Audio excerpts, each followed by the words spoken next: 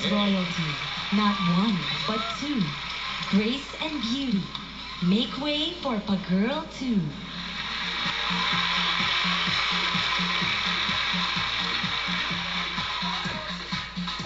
Okay. Thank you.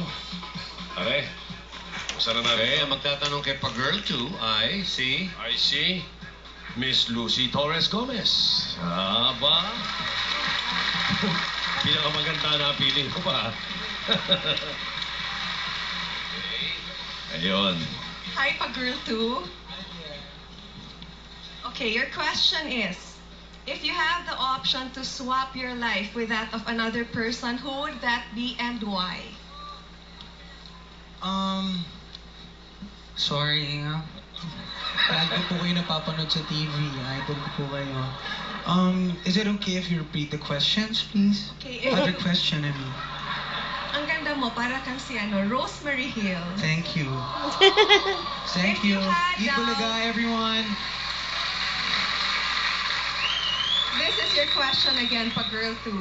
If you had the option to swap your life with that of another person, who would that be and why?